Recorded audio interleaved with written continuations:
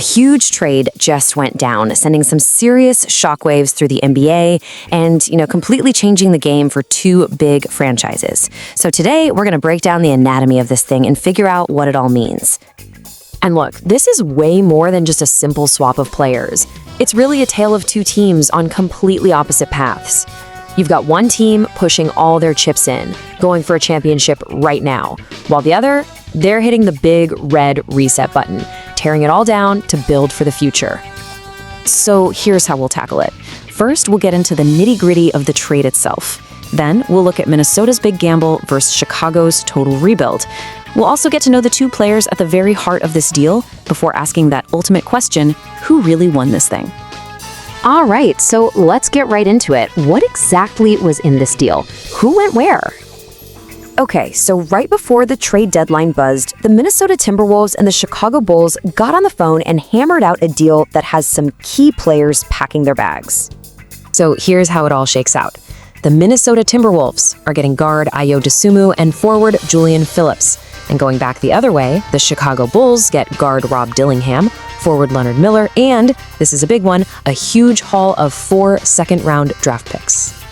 So what is Minnesota thinking here? Well, for the Timberwolves, this whole move is about one thing and one thing only: winning a championship this year. Exactly. I mean, think about it. The T-Wolves are fresh off back-to-back trips to the Western Conference Finals. They're not building for some distant future. They're trying to find that last piece of the puzzle for a parade today. They need guys who can contribute right now on both offense and defense. And the guy they believe is that piece is Ayo Dosunmu. He's 26 years old, so he's not some young prospect. No, he's a player right in his prime, and he is having, without a doubt, the best season of his entire career.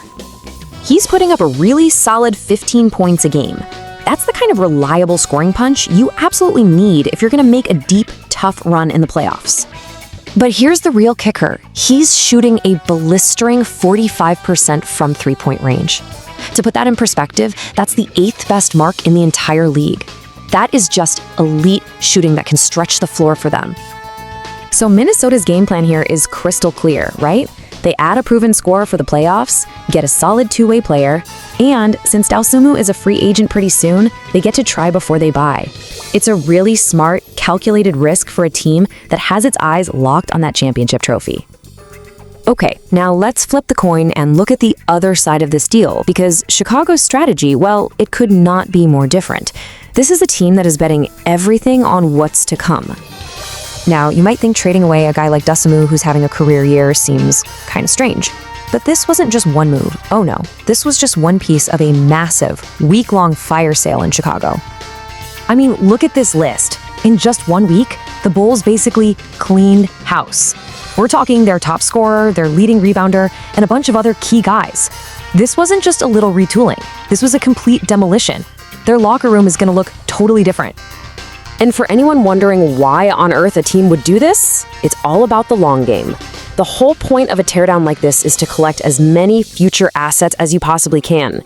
Young players, draft picks, all in the hope of building the next great team a few years down the line. And what did they get back for all this? Well, through all those trades this past week, the Bulls now have a staggering 9 second-round draft picks. They are literally sacrificing wins today for a bunch of lottery tickets that could maybe become future stars tomorrow. But beyond all the team strategies and the draft picks, this trade is really about two young guys, two players whose careers are now on completely different tracks. On one side, you've got the 26-year-old Ayo Dosunmu. He's in his prime, he's playing amazing, and now he gets to go test his skills on a real championship contender.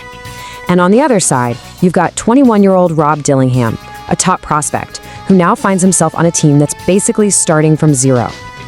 And this is really the heart of Dillingham's story. This kid was the number 8 pick in the draft just a couple years ago, a huge talent. But on a veteran Minnesota team that was laser-focused on winning now, there just wasn't any room for a young player to get minutes, to grow, to make mistakes. And this right here, this tells the whole story. Dosunmu was out there playing starters minutes, a key guy. Dillingham, he was barely getting 10 minutes a game. So yeah, in Chicago, he's probably going to lose more games, but he is finally going to get the one thing a young player needs more than anything, A real opportunity to be on the court and show everyone what he can do. So, after all that, what's the final verdict?